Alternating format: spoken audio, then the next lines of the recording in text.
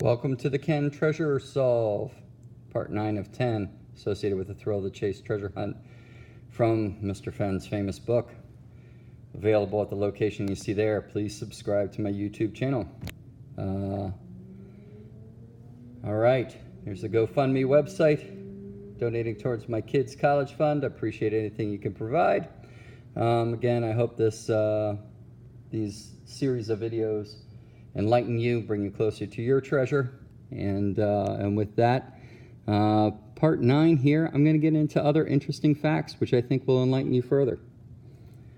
Other interesting points and connections. Maybe I should call it that, not so much facts, but first up is he said he went there twice in one afternoon. But the key with this statement is we have no idea where he started from. So the only thing this truly tells us is it's not, days hike into the woods here. It's not a very long hike off the beaten path to where the treasure is. Other interesting points and connections. He also said it's not near any human-made trail. Well, what does that exactly mean, nearby? It does mean you're going to have to hike off the beaten path a little bit. He said you will smell wildlife, sage nearby. He also said it's over 5,000 feet above sea level. All of this fits my solve. Golden Gate Canyon, Glen Creek's dry creek bed between Bunsen Peak and the Big Rock, and situated near where all the burnt trees are located. Check it out. So, another thing that's very interesting is Forrest at one point got into a conversation that was posted online under the length of chains and how measurement has changed over time, and that led people to realize that it's at least so many miles north of Santa Fe or what have you. But, he's also said it's over 5,000 feet above sea level. I think it's very, very interesting. The Bureau of Land Management, which was created, again, under the Department of Interior, and associated with that Hayden expedition, that is currently located at 1849 C Street Northwest.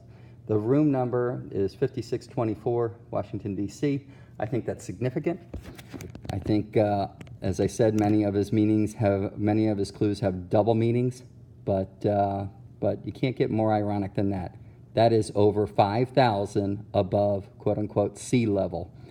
And so, very interesting clue, in my opinion. It's also hard to tell if it's buried or covered with all the comments that he's made. But he said it's wet and it's underwater. Well, it's always going to be underwater if it's underneath a falls or nearby a falls like Rustic Falls. But when he said wet, did he really say wet or whet?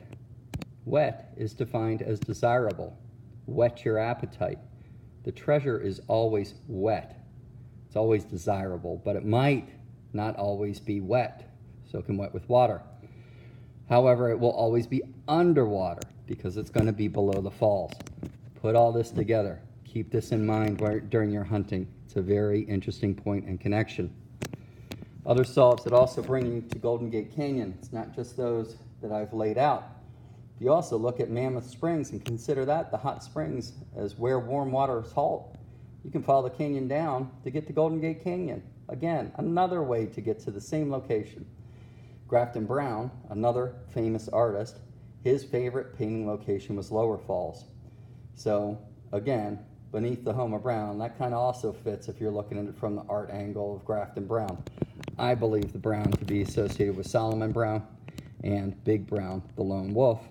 But other points and connections that also fit are here.